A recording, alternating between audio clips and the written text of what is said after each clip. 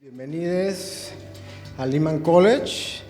Mi nombre es Luis Quesada, subdirector de investigación y publicaciones del Mexican Studies Institute, y bueno, a nombre de nuestro director José Higuera López y a nombre de todos mis compañeros en el Mexican Studies Institute, pues quiero agradecerles su presencia y dar la bienvenida a nuestros invitados, ¿no?, del evento de hoy, que es Shubha Shush, Hilando Sonoridades, del proyecto Kumanduk Shushpo, un proyecto musical que fusiona la tradición oral, ayuk, con música electrónica, trazando así un puente entre el legado ancestral y contemporáneo, ¿no?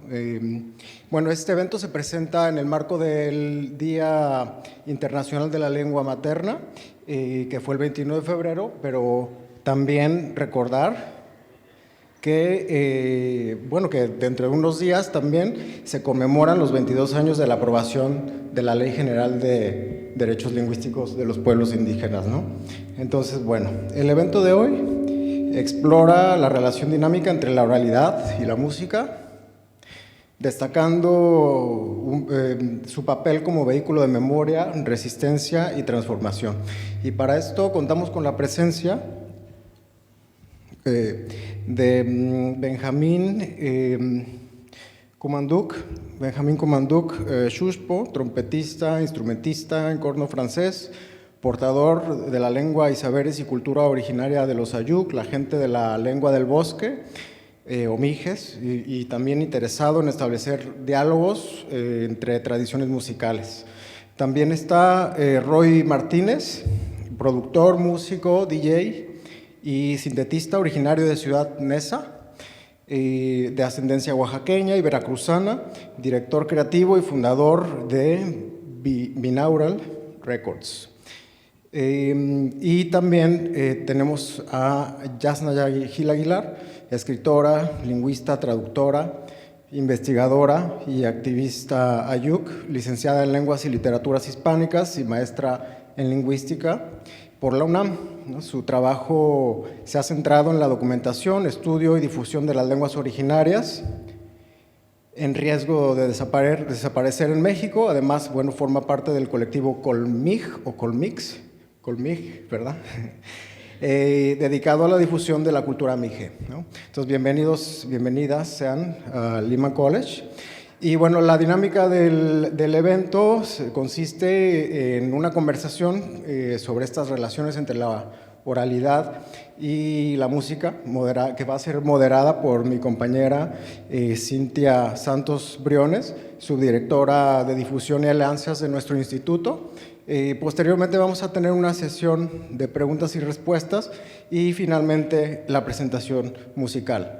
Y sin más, pues les dejo el micrófono a Cintia. Bienvenidos nuevamente.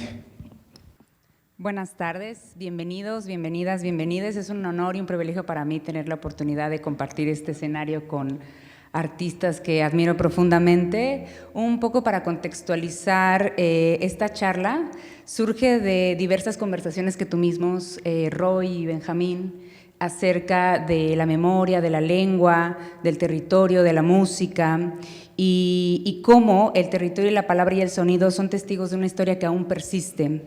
Dicho esto de paso, me gustaría comenzar preguntándoles cómo desde distintos espacios de enunciación y también desde distintas disciplinas, ustedes crean metodologías de revitalización de la lengua para preservar y promover el uso de las lenguas originarias. En el caso de Yasnaya, a través de la escritura, del activismo lingüístico, de la traducción también, y en el caso de Kumanduk, mediante la música y las artes.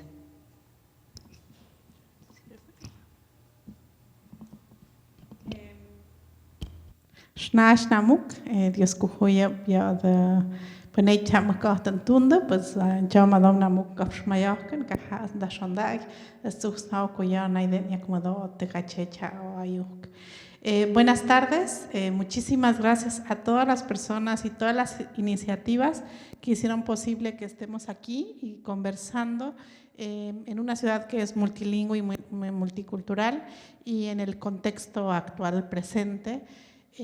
Creo que pues es importante tener estas conversaciones. Gracias por hacerlo posible, primero. Y bueno, un poco respondiendo a tu pregunta, creo que en el mundo actual y con todos los acontecimientos que han sucedido en este país y en otros países en el que parece haber como un giro a la derecha, recordar que casi todos los movimientos de derechas también son movimientos monolingües o monolingüizantes. Y que la diversidad, que es algo importante, no solo importante, vital para todas las sociedades humanas, hay muchas lenguas, muchas culturas, muchas prácticas, muchos modos de ver el mundo, es natural y que las iniciativas que van en contra de eso son proyectos que necesitan un gran esfuerzo para solamente tener un punto de vista, una lengua, etcétera. En este contexto creo que hay que volver a defender esa diversidad. Y bueno, quisiera dar un contexto general, un poco también por el hecho de que está enmarcado en el Día Internacional de la Lengua Materna, y decir que en el mundo se hablan aproximadamente 7,000 lenguas, que son muchísimas todavía. De estas 7,000 lenguas, podríamos decir científicamente o desde los estudios objetivos de las lenguas, que todas son complejas, todas son valiosas, todas tienen el mismo valor, ¿no? Y todas tienen un inventario de fonemas, su sintaxis, su gramática. Lamentablemente no se trata así socialmente. En el mundo existen más o menos 200 países y 7,000 lenguas. Esto significa que en todo el mundo hay diversidad lingüística. En Argentina se hablan más de 10 lenguas, además del castellano. En este país hay más de 140 lenguas originarias de este país. En Japón hay pueblos indígenas como el pueblo Sami. Casi cualquier país que nos digan hay esta diversidad. Y hay un esfuerzo muy fuerte para borrar esta diversidad. Es decir, las lenguas no mueren, sino las matan. Hay todo un entramado de racismo, de discriminación, que ha hecho que estas lenguas sean borradas. Para que una lengua muera, no es que un día alguien despierte y dice ya no quiero transmitir esta lengua a mis hijos. Es que antes hubo un montón de violencia que induce a que pareciera que se decide que ya no se transmite esta lengua. Es necesaria mucha violación de derechos lingüísticos y de derechos humanos. En México se utilizó el español en contra de las lenguas indígenas. Y aquí vemos que en este país más bien la posición del español es diferente, ¿no? Entonces vemos que más allá de las lenguas son estas ideologías que nos dicen que cada país solo se debe hablar una lengua. Y eso no es cierto, la realidad es multilingüe. En México, cuando México se creó, aproximadamente el 70% de la población en 1820 hablaba alguna lengua indígena. O sea, después de 300 años de gobierno de la corona española, a un 70%. Ahora somos el 6.1%, que son muchos millones, aún así, pero para lograrlo, para que en 200 años haya tanto desplazamiento, hubo políticas públicas del Estado mexicano, desde el gobierno, como ahora estamos viendo también en este país, con el uso de solo inglés y de estos movimientos de solo inglés, que implicaron una serie de violencias, sobre todo contra la población infantil, ¿no? A mí todavía yo fui de la generación a la que nos tocó recibir varazos en las manos cada vez que hablábamos mije en la escuela.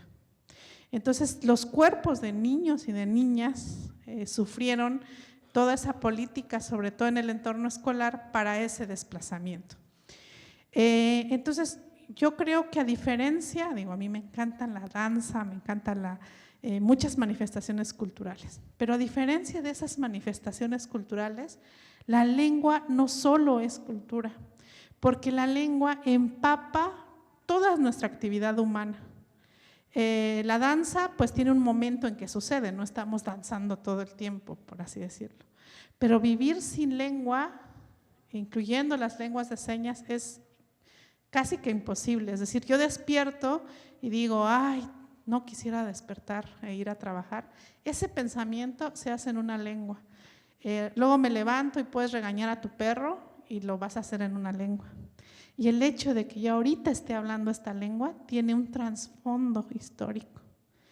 Y entonces incluso cuando dormimos, sin querer, o sea, sin nuestra voluntad, soñamos y soñamos en lenguas. Entonces la lengua empapa todo nuestro pensamiento y nuestra interacción social. Entonces imagínense, decirle a alguien que su lengua es inútil y no sirve, es de una violencia cognitiva, social, de muchos tipos. Y está relacionado con derechos humanos. Si no se respetan los derechos lingüísticos, no se pueden respetar derechos humanos. El derecho básico, por ejemplo, a la vida y a la salud, no se puede cumplir si yo voy a un hospital y no puedo decir mis síntomas en mi propia lengua, que se utilizó en muchos casos en los 80 en México para hacer procesos de esterilización forzada, en donde les hacían firmar sin explicar autorizaciones para hacer esterilización en mujeres indígenas. Un derecho humano básico como es tener un juicio justo cuando nos enfrentamos al sistema judicial no se puede cumplir si no hay un intérprete y que ni siquiera te enteras de qué va tu juicio. Y tampoco el derecho a la educación se puede cumplir si nadie me explica astronomía en mi propia lengua, y se puede hacer en todas las lenguas. Entonces nuestra lucha, en el caso del pueblo Mije, ve la lengua no solo como un activismo, sino un activismo que es transversal a la música, a las manifestaciones artísticas, a la vida política, a las asambleas, a las escuelas, a las parteras, a las clínicas. En todo donde hay lengua, ahí hay un activismo.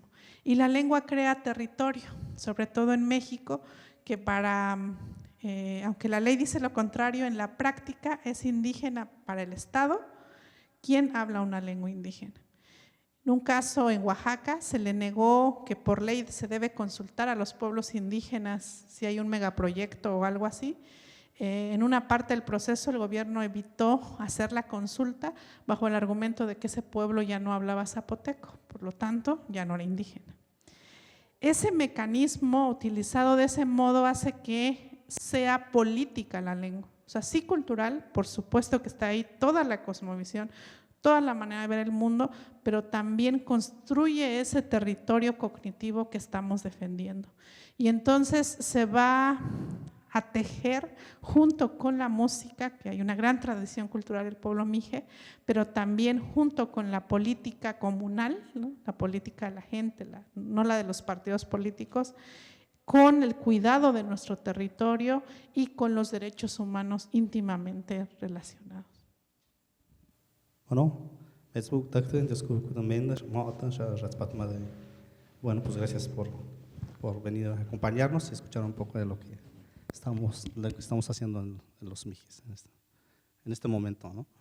Pues bueno, Yasnaya pues es lingüista y nosotros como Manduc pues trabajamos con sonidos y nuestra música pues sí está trazada a la lengua, si bien seguramente muchos no entienden el ayuk, el mije, mi variante sobre todo, pero quisimos tener la lengua en nuestra música como otro integrante más, como si fuera otro instrumento más de la banda. Entonces, pues creo que quisimos un poco también mostrar esa sonoridad que existe, que pues poco a poco se ha ido perdiendo porque a través de la educación se nos ha prohibido pues hablar la lengua, ¿no? Aunque ahorita ya hay todo un discurso de revitalización, pero realmente en la práctica sí seguimos estando en riesgo con nuestra lengua. Entonces, qué mejor que a través de la música y a través de los visuales también pues difundir nuestra lengua. Bueno, creo que tú puedes agregar algo más. Sí, y justo pues introducirlo o pegarlo a un sistema global, a una música internacional, para mí se me hace muy importante, porque si yo no comprendo todo el Mije, lo siento, ¿no? Entonces, la música que hacemos es a través de estos paisajes sonoros que nos da la oralidad. En este primer álbum que sacamos hace 6 años, pues es el papá de Benja, ¿no? Quien tenía el don de la palabra, ¿no? Porque en los pueblos se sigue esa usanza de que quien tiene la edad suficiente y la experiencia suficiente, tiene el don de poder hablar y de poder transmitir las historias, ¿no? Las leyendas a las otras generaciones o a su mismo pueblo. Entonces, yo lo que quise hacer con esta fusión, con esta música pues europea, porque es música electrónica, pues es fusionar y desde nuestro nicho expandir y exponer justo esta necesidad que a mí se me formó al conocer a Benjamín, de enraizarme y de conocer mis culturas, ¿no? Mis multinaciones en México, que eso es algo que me abrió vamos a cumplir 11 años con el proyecto, y a mí me cambia totalmente la forma de ver totalmente mi existencia, ¿no? Porque yo crecí en Ciudad Nezahualcóyotl, en el Estado de México, y lo menos que se nos hace es enseñarnos sobre estas culturas, sobre nuestra cultura, ¿no? Es más como aprende matemáticas y aprende estas cosas que ahorita sí las uso, pero me hubiera encantado más poder aprender palabras en lenguas originarias para poder tener ahorita un lenguaje mucho más ávido y no tener que recurrir a los slangs, ¿no? A usar este Spanglish al que estamos muy pues no contaminados, pero muy influenciados, ¿no? Sobre todo pues que estamos pegados a esta nación, y pues se vuelve incontrolable, ¿no? Casi todo ahora está en inglés en Ciudad de México, desde los productos, desde las tiendas en donde uno compra la ropa, ¿no? O sea, pues eso es lo que a mí me hace reflexionar, y es la intención del proyecto, expandirnos, ¿no? Y tomar otra vez esa identidad, ¿no? Defenderla sobre todo. Y creo que a través de la música y las artes pues es una manera muy noble, muy honesta también de hacer resistencia y de decir justo lo que estamos diciendo. Seguimos vivos, las lenguas siguen latentes, y sobre todo las comunidades indígenas pues siguen avanzando también, ¿no? No son de museo, pues.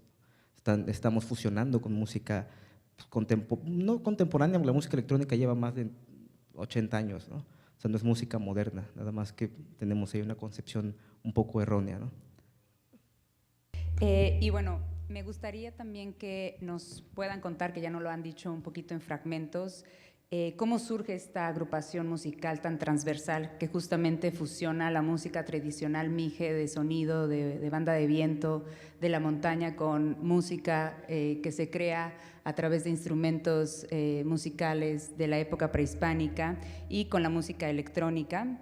Y cómo también ayer conversábamos, Benjamín, en cómo también los estados-nación y los espacios culturales en México tienden a encasillar a los músicos que vienen de comunidades originarias a lo folclórico, y cómo ustedes a través de su agrupación musical ha traspasado esa frontera, ¿no? Y este contexto hace que ustedes de alguna manera redefinan lo que es fusionar y lo que es innovar en la música. La banda inició porque nos juntaron para hacer una música para un cortometraje. Y bueno, yo tengo muchas influencias de otras tradiciones musicales, por decirlo de alguna manera. Cuando aprendí música en mi pueblo, en mi comunidad, pues digamos que la manera de aprender es tocar los sones, ¿no? Porque la comunidad necesita bailar, necesita hacer fiesta. Entonces, con lo que aprendes a tocar, la música que aprendes a tocar son los sones mijes, que sus ancestros son la música de cuerda, sones mijes tocados con mandolina, con guitarra, también acompañado con contrabajo y también con violín a veces. Últimamente ya lo están haciendo con teclado, porque como mijes somos, digamos, no somos activos culturalmente, no sé cómo podría decirlo, no somos producto, no somos estáticos culturalmente, ¿no? Siempre estamos cambiando, vivimos nuestros tiempos, pues, ¿no? En un tiempo ya muy globalizado. Y bueno, cuando conocí a Roy, pues me di cuenta que le sabía muy bien a sus cosas, los juguetes electrónicos. Entonces le dije, oye, ¿estarías dispuesta a hacer un proyecto conmigo? A la semana ya estábamos grabando, pero y cuando quise ser profesional, digamos, emigré a la Ciudad de México y pues, me hablaron maravillas de la UNAM, me fui a la UNAM y pues la línea era música clásica. De hecho, muchos años viví de tocar música clásica. Pero como que en algún momento me di cuenta, o sea, sí era como, me sentía muy bien interpretando a compositores como Beethoven, Mozart, ¿no? Sí, me sentía muy, muy feliz. Pero como que siempre hubo falta algo. Estando en la Ciudad de México, donde es una ciudad muy cosmopolita, pero como que me hacía falta mis sones. Entonces, pues, quise armar una banda tocando sones en la ciudad, sones mijes, y creo que ahí es donde me di cuenta, pues eso me hacía falta. Entonces, pero ya después, o sea, como que la escuela te cuadra un poco y te dice, pues por aquí vas a ir, esta es la línea, ¿no? Si tú quieres ser profesional tienes que estar en una orquesta sinfónica.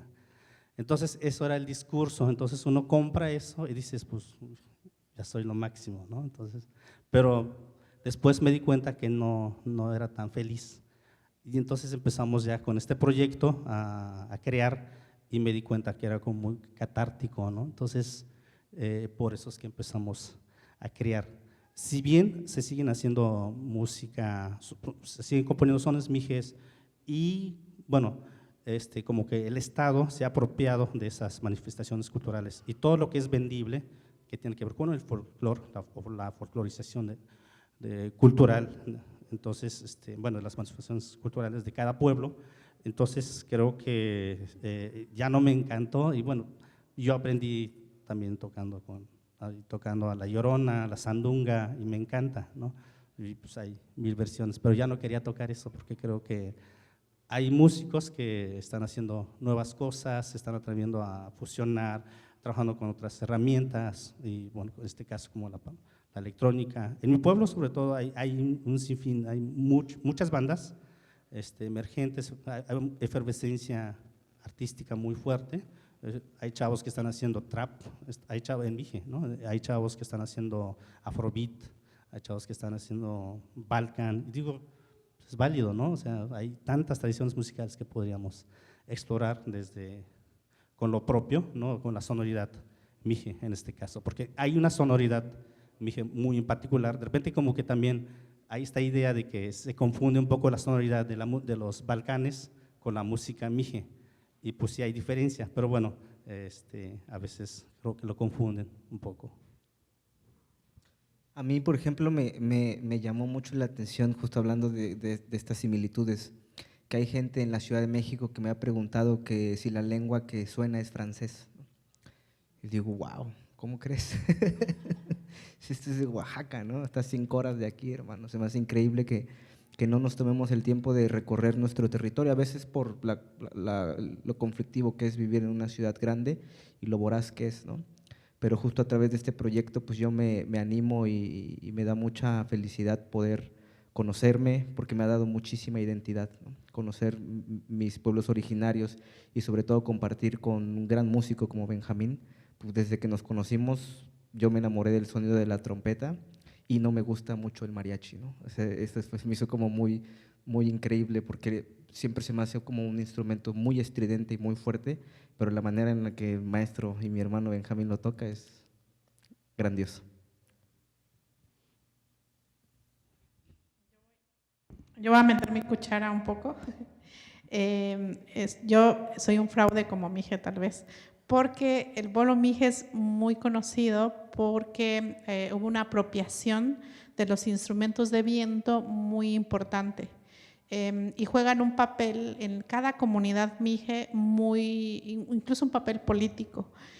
Casi todos los pueblos mijes, sobre todo de la parte alta y la parte media, cuentan con una escuela comunitaria de música que durante muchas décadas, incluso ahora, está gestionado colectivamente, es decir, no es un proyecto del Estado. Y cada una de estas escuelas genera una banda filarmónica que puede ser casi siempre de 30 o más integrantes y que es un servicio comunitario. O sea, ser músico en nuestro contexto es un servicio comunitario, pero también es una figura de mucho respeto, o sea, el quien es compositor. Y también tejen las relaciones intercomunitarias, son como embajadores. Entonces, cuando hay fiesta, una autoridad envía a sus músicos y es todo un ritual de recibimiento y de tal a la fiesta de otra comunidad, y esa otra comunidad corresponde. O sea, hay un tequio, una reciprocidad musical que teje las relaciones entre las comunidades. Eso hace que los niños y ahora también las niñas haya bandas femeniles. Es muy impresionante y muy bonito ha sido ese proceso, en el que tienen acceso muy temprano a educación musical, muy temprano.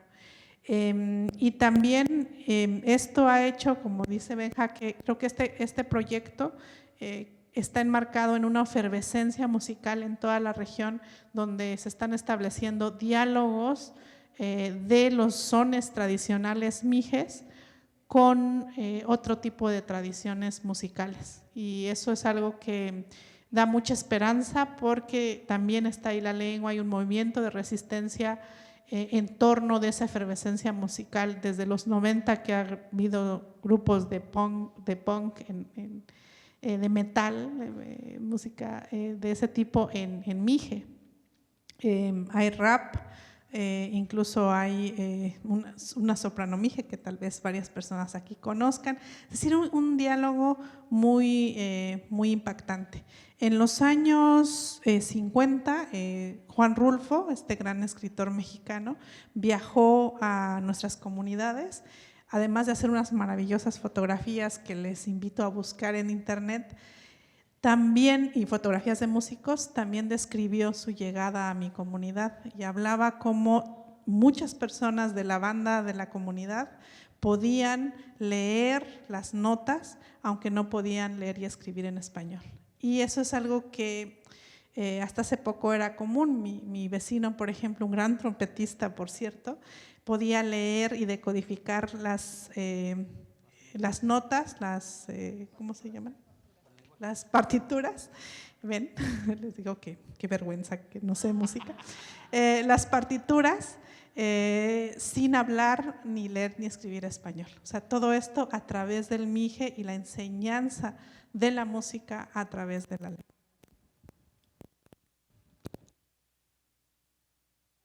Partiendo de una idea que tú propones en tu libro, El Manifiesto de la Diversidad Lingüística, sobre las narraciones y la tradición oral, cómo abren múltiples caminos, un componente muy esencial que tiene Kumantuk es la historia oral, ¿no?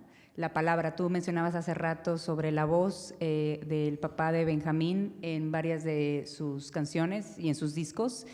Y me gustaría que nos compartieran un poco cómo la memoria histórica y la historia oral han inspirado en su proceso artístico, y cómo la música o la escritura pueden ser usadas como un archivo para salvaguardar el conocimiento intergeneracional que les han compartido por generaciones sus abuelos, sus abuelas, los huehues de la comunidad, y que giran alrededor de los conocimientos sobre la milpa, estos disfracismos, ¿no? Y esta poética que se crea en las asambleas comunitarias, en un entorno de organización política, donde se tejen muchas de las pautas, ¿no? y de las normas de vivir en colectividad.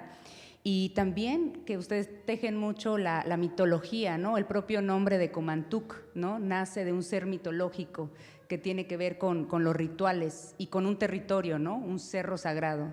Entonces, si nos pudieran compartir un poco de eso. Bueno, yo tuve la fortuna de ser educado, digamos, desde la lengua ayuk, y no me refiero nada más, bueno, desde la familia, sino que mi papá se dedicaba a contarnos historias. Entonces, cuando veía que su hijo era un flojo, contaba una historia sobre un personaje flojo, ¿no? Si veía que su hijo era inquieto, pues contaba casi una historia de terror.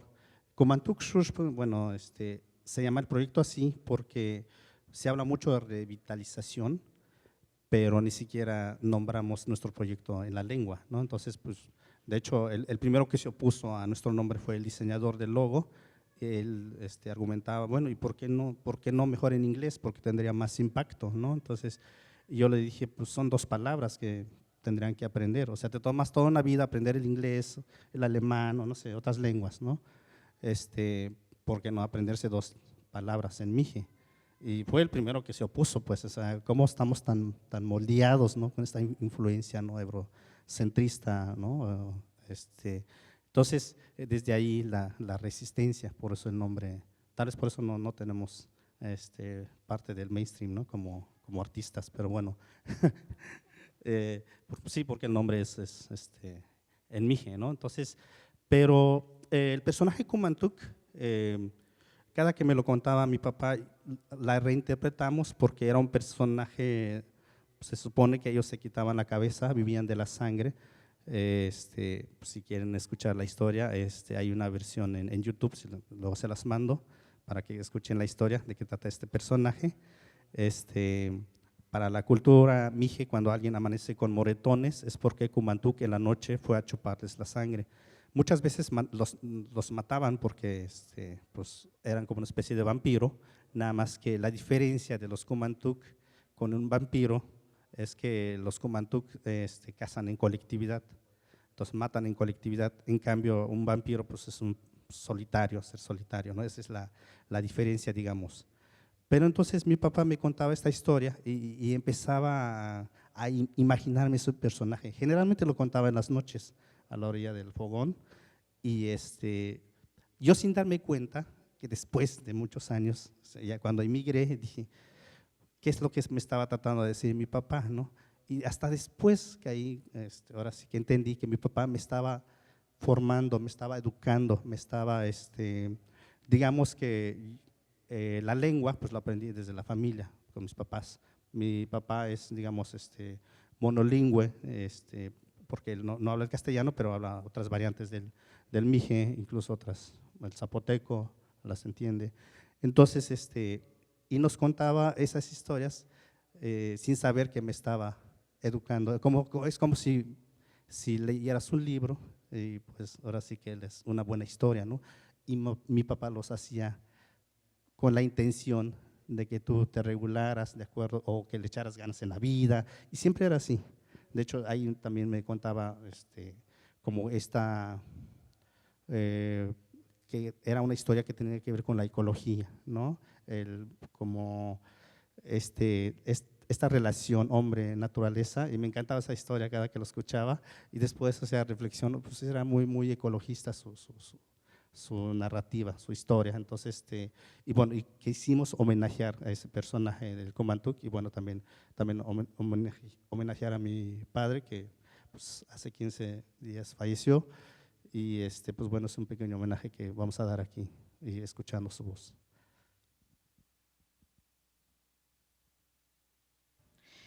Bueno, yo tal vez quería agregar que hay como mecanismos para transmitir conocimientos, ¿no? Uno de esos es la escritura. Si yo quiero, no sé, leer, platicar, por así decirlo, con una persona que murió hace 300 años, pero escribió un libro, puede llegarme en sus ideas hasta aquí a través de la escritura. Y la escritura es algo visual, ¿no? Que puede ser la pantalla ahora, o sea, píxeles, pero también puede ser un papel, una piedra, es decir, tiene muchos soportes, pero son visuales. Alguien se está manifestando. Pero también todas las lenguas tienen la potencia de transmitir a través de algo que se llama tradición oral. Yo prefiero llamarle tradición de la memoria, porque no solo es la oralidad, o sea, no es que en el momento en que dejo de contar una historia deja de existir, sino que así como la escritura está en el papel o en la piedra o en la computadora, estas historias están en la memoria de muchas personas al mismo tiempo. Entonces, por ejemplo, yo puedo saber cómo hace, no sé, 9,000 años se domesticó el maíz y cómo escoger las semillas del maíz, que tiene todo un proceso. Cómo llegó ese conocimiento desde 9,000 años hasta mí fue a través de la memoria que va pasando de generación en generación. Claro que en este mundo la escritura ha tenido mucha más prevalencia. Se cree que las lenguas que no tienen tradición escrita son más primitivas y eso es insostenible. Y además, muchas de las lenguas indígenas, uno de los lugares del mundo en los que surge la escritura es Mesoamérica. Por ejemplo, las lenguas mijesoquianas, a las que pertenece el mije, se escribían hace 2000 años más o menos, ya se escribían. Entonces tenemos una larga y rica tradición escrita, pero también una larga y rica tradición de la memoria. Y cuando, como en este caso el papá de Benjamín cuenta una historia, está en su memoria y es como si leyera en voz alta su propia memoria. Y lo maravilloso de la tradición de la memoria es que conviven al mismo tiempo muchas versiones. Y eso, por ejemplo, en la tradición escrita, sobre todo cuando ya entra el capitalismo y la noción de autoría individual, ya es más difícil. Hace poco una persona quiso reescribir el Aleph de Borges y terminó demandado porque hay derechos de autor. No puedes intervenir la obra. En cambio, la obra de la memoria está todo el tiempo intervenida. Cada vez que se cuenta le cambias algo. Entonces, la historia de Kumanduk, de este personaje que se quita la cabeza para poder volverse una bola de fuego que viaja por los cielos y que va a tomar la sangre de las personas y que vive como cualquier otra persona, tiene múltiples versiones. Por ejemplo, así surgió la literatura occidental también. Cuando hablamos de la Ilíada o de la Odisea, en realidad son una sola versión de un solo juglar que debió haber existido muchas versiones y por eso estaban en verso, para aprenderlo más fácil. O el poema de Mio Cid no nació escrito, nació en la memoria. Entonces, cada vez que se cuenta se va interviniendo. Entonces, por eso al mismo tiempo hay múltiples versiones y un escritor decía que es como la música de jazz, que tienes una pieza, no sé, como Autumn Leaves, y cada vez que se interpreta la improvisación se hace de manera diferente, pero sigue siendo la misma. Y así son todas estas historias. Y así como usamos la escritura, por ejemplo, para, no sé, un manual de cómo armar una licuadora, pero también para literatura, también la tradición de la memoria. O sea, en esa memoria hay rezos, hay historias que nos explican el mundo, pero también hay instrucciones de cómo escoger las semillas de maíz para sembrarlas. Y hay personas, así como en Occidente o en la escritura hay escritores expertos, también hay grandes ejecutantes de esta tradición de la memoria. Y el papá de Benjamín era un gran narrador, uno de esos, porque hay que tener técnica y hay que saber cómo y hay que tener cierta edad. Y es un bien colectivo, ¿no? A diferencia de tal vez la escritura en que alguien firma un libro, ¿de quién es la historia de Kumanduk? De todo el pueblo mije. Y va a irse recreando y ojalá que con la lengua, si no muere, que no muera toda esta riquísima tradición de historias. Y tener muchas historias es muy importante y justamente en movimientos que van en contra de la diversidad es la imposición de una sola historia.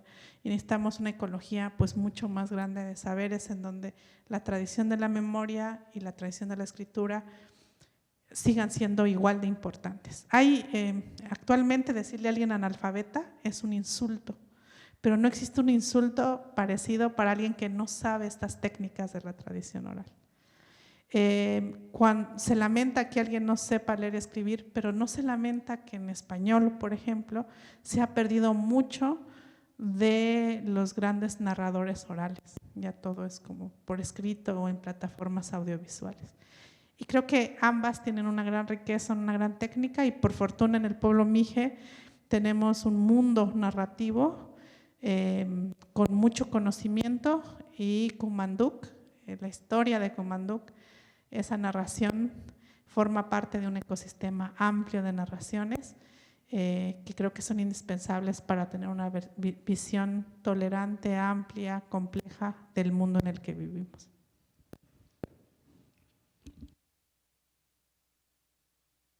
Y justo pues tomamos como pretexto este hilo conductual para generar este primer álbum de Kumanduk, en el que, pues si cierran los ojos, es un álbum paisajístico, ¿no? Porque justo hay ritual, hay oralidad, hay leyendas, sobre todo de, como decíamos hace rato, de los adultos mayores.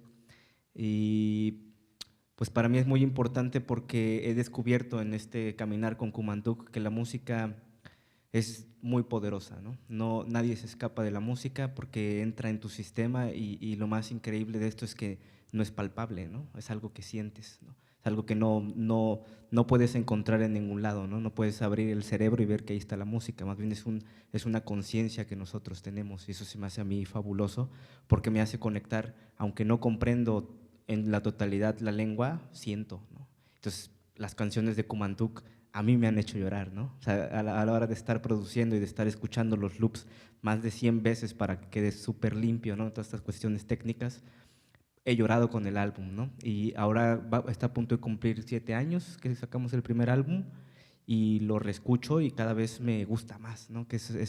Y me tardé bastante en sacar ese álbum, fueron casi 5 años de mezcla y producción de una exquisitez que me dio permiso Benjamín de hacer, porque desde los primeros meses me decía, ya están las rolas, hay que sacarlas, ¿no?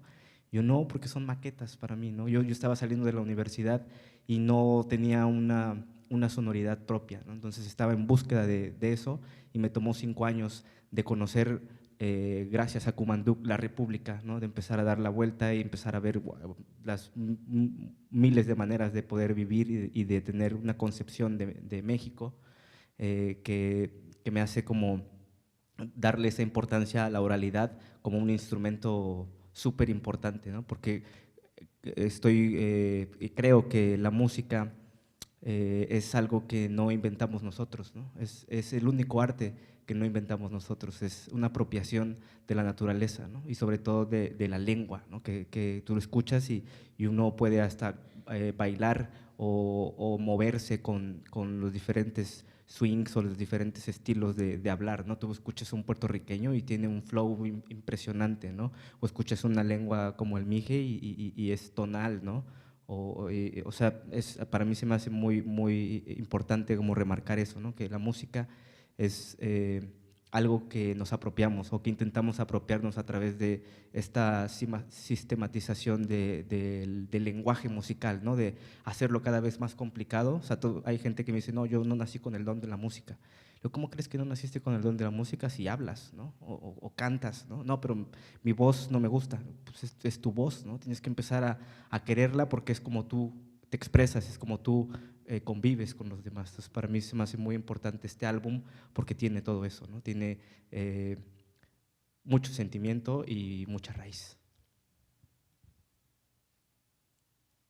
Muchas gracias por aportaciones, por sus comentarios, por compartir la palabra.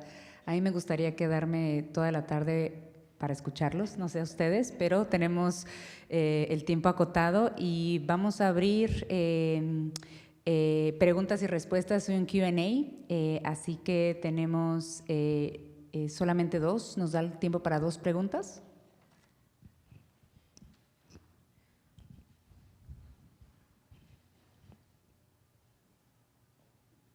¿Quién se anima?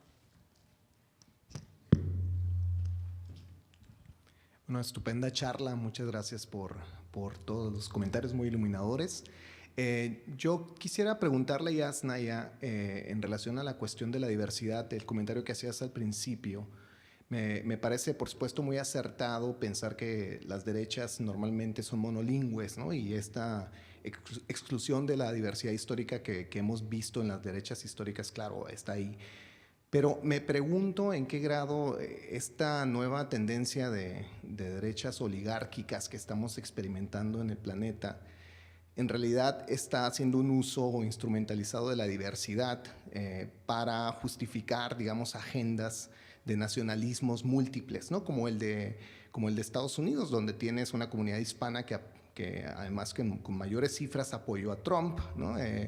La comunidad también afroestadounidense, y tienes además un registro lingüístico que, independientemente de lo que diga la élite de ese movimiento, sí que está insertándose en esa discusión. Entonces, yo quisiera que problematizaras un poquito eso, porque me parece que es un momento muy importante y desconcertante, ¿no? de las prácticas lingüísticas de estas derechas oligárquicas. Gracias. En realidad, para poder responder, me gustaría saber un poco más, ¿no? de esta parte. A mí lo que digamos, desde donde lo veo, pero con lo que tú me dices, claro, hay una complejidad, ¿no? Con todo esto de hispanos por Trump, por ejemplo. Sin embargo, el discurso, por lo menos, y las prácticas son monolingüizantes, ¿no? Y ni siquiera hay que escarbarle mucho, o sea, literalmente en la campaña, en la anterior y en esta, era de aquí se habla inglés. Y todo este movimiento que es el del English Only Movement, articulado totalmente, y esta lucha por hacer del inglés la lengua oficial de este país a nivel federal, que en realidad no lo es decir, lo es de facto. Claro, en México el español es la lengua oficial de facto, pero no legalmente. O sea, legalmente en México no hay lengua oficial y a nivel federal aquí tampoco. Y casi todos los movimientos que conozco de hacer oficial una sola lengua, que donde no hay, ha sido de movimientos de derecha. De las 7,000 lenguas del mundo, solo 80 son oficiales en algún país. Eso nos da un marco legal posible para el activismo. Pero, por ejemplo, hace unos años en México, Jaime Labastida, que fue director de la Academia Mexicana de la Lengua, hermano de Francisco Labastida, ex candidato del PRI a la presidencia, hizo un activismo muy fuerte y hizo una propuesta para que se pusiera al español como la lengua oficial de México, con argumentos muy preocupantes. Por ejemplo, decía, es que las lenguas indígenas sirven para hablar de lo local, para lo universal tenemos el español, que es insostenible, es decir, toda lengua se puede adaptar a describir cualquier realidad posible. Yo creo que es esa ideología monolingüizante, que igual puede ser hispano, pero aplaudir que la página de la Casa Blanca ya no esté en español. Y también es donde vemos que más allá de las lenguas, es las lenguas de Estado. El español, para mí, la primera vez que llegué a este país, en California, y escuchar la experiencia de personas que hablaban español, su experiencia en la escuela se parecía mucho a mi experiencia en Mije. Mientras que aquí yo decía, ¿cómo es posible que alguien que habla español tenga experiencias similares a las mías por hablar Mije? Pues es que el español en México es la lengua de Estado y aquí no lo es. Pero toda lengua es tan flexible que puede ser la lengua de cualquier persona. Por ejemplo, todo esto que ha sucedido, que han detenido, el ICE ha detenido a personas solo por hablar español, además de una lectura del cuerpo, claro. O sea, eso hace que tú puedes ser ciudadano de aquí, hablar inglés, francés, español, pero si te escuchan hablando español, o sea, es susceptible de que te detengan, implica que hay una jerarquización de las lenguas. O esta manifestación que por cierto se van a entregar ya los Oscar pronto, del director de Emilia Pérez, donde dijo que el español para él era una lengua de pobres, de migrantes, cuando cualquier lengua lo puede ser. Una gran cantidad de personas migrantes de África hacia Europa tienen por lengua materna el inglés. El inglés puede ser la lengua de la élite de este país, pero también es la lengua de la resistencia, de los anarquistas, de los Black Panthers. Es decir, la lengua trasciende estos prejuicios lingüísticos que tenemos.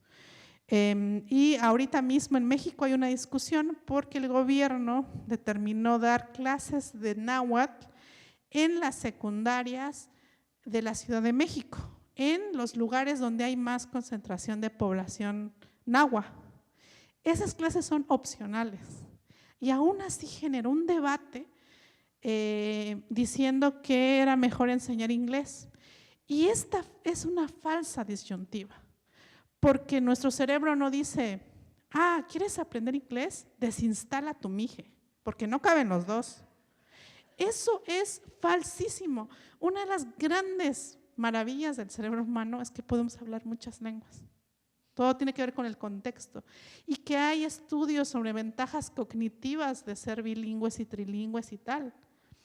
Entonces, ¿por qué es como, perdón, puedo hablar Mije e inglés y zapoteco? Y esto nos enriquece muchísimo, pero nadie cuestiona estudiar latín, que si es una lengua que está muerta. Entonces, en realidad también esta visión utilitarista de las lenguas, de que te sirven más para algo, en realidad oculta, juicios lingüísticos ocultan prejuicios más bien raciales, de discriminación de otro tipo. Y sí creo que aunque mucha gente que haya votado por hablar muchas lenguas, en realidad la tendencia ideológica es a lo monolingüe. Lo mismo sucede con la derecha en Francia, lo mismo sucede en muchos de esos contextos, ¿no? Y a mí incluso se me hace un asunto de practicidad. Reprimir la diversidad necesita mucho esfuerzo. Lo natural es esta diversidad necesaria. Y bueno, creo que lamentablemente, y a menos de 100 años de que se terminó la Segunda Guerra Mundial, estamos regresando a unos tintes fascistas muy preocupantes.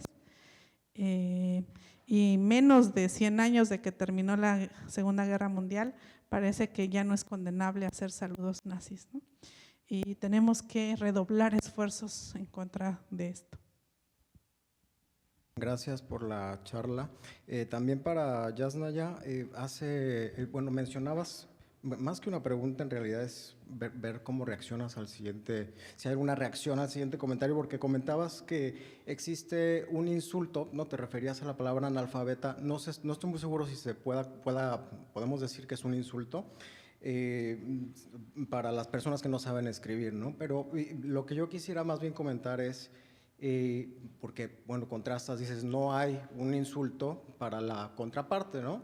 Entonces, lo que yo quería plantear es, sin embargo, sí hay una serie de ideologías lingüísticas muy negativas hacia todas aquellas prácticas orales que no cumplen con una normatividad sobre cómo debe ser, ¿no?, el performance oral, ¿no? O sea, cómo debe ser el public speaking, cómo debe ser no sé, la declamación de poemas, lo que sea, ¿no? Sí que hay una serie de, quizá no adjetivos, ¿verdad?, propiamente como insultos, pero sí que hay una serie de ideas, ¿no?, sobre la fluidez oral, por ejemplo, sobre el tartamudeo, ¿no? O sea, vaya que sí hay, aunque no propiamente insultos, sí que hay ideologías, ¿no? No sé qué piensas. Me parece muy interesante. Y por eso trato de distinguir oralidad de tradición oral. Tal vez esto es una sutileza, pero a mí me parece importante. La oralidad es un hecho físico, o sea, ahorita yo estoy hablando, esta cosa está captando mi voz y la hace llegar como ondas sonoras hacia sus oídos que, bueno, captan, bueno, hay todo un hecho físico. Y aunque no se ven, hay ondas sonoras. Y la tradición oral, que por eso prefiero llamarle la tradición de la memoria, no va de lo oral, que yo creo que ahí serían ya las técnicas de ejecución. La tradición oral o la tradición de la memoria no es que necesite su soporte sea la oralidad, porque puede estar el papá de Benja o grandes narradores mijes en silencio, no hay un hecho físico, nadie está hablando y la tradición de la memoria existe. Entonces, su soporte es la memoria y no la oralidad. Cuando la ejecutan, es como estar leyendo en voz alta un libro. Yo leo un libro en voz alta, hay oralidad, puedo leerlo bien o no, con fluidez o no, pero en el momento en que yo me callo y cierro el libro, no supongo que ese libro deja de existir, sino ahí está. Entonces, para mí, la oralidad en la tradición de la memoria solo es un mecanismo de acceso. Claro, hay ahí un arte, las artes verbales, que pueden implicar, pero ya no abrevar de eso. Para mí analfabeta no es un insulto, pero se utiliza en este mundo como tal.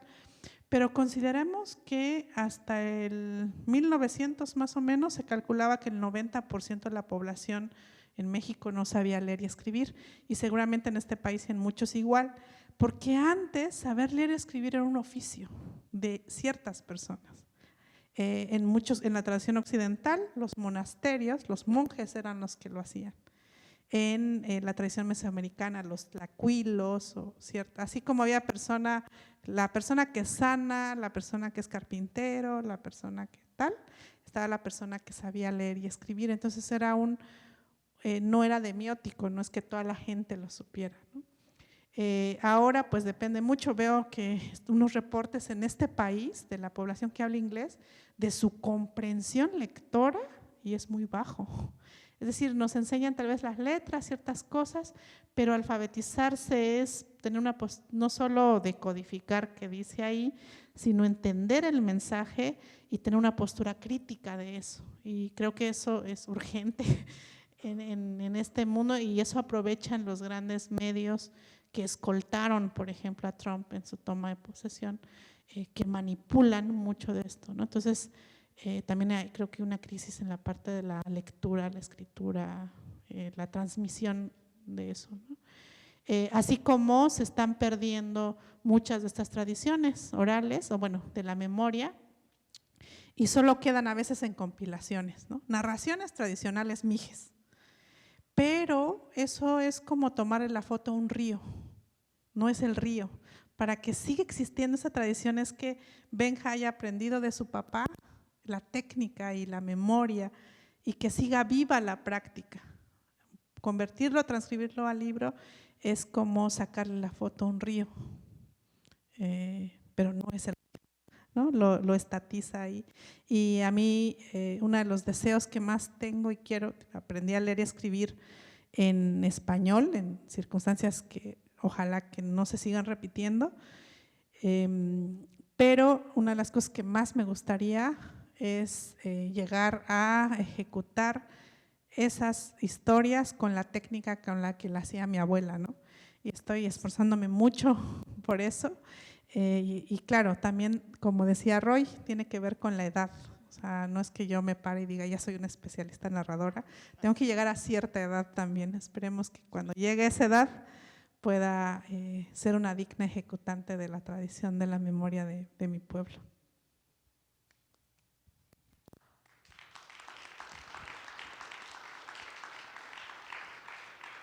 Cierto. Muchas gracias.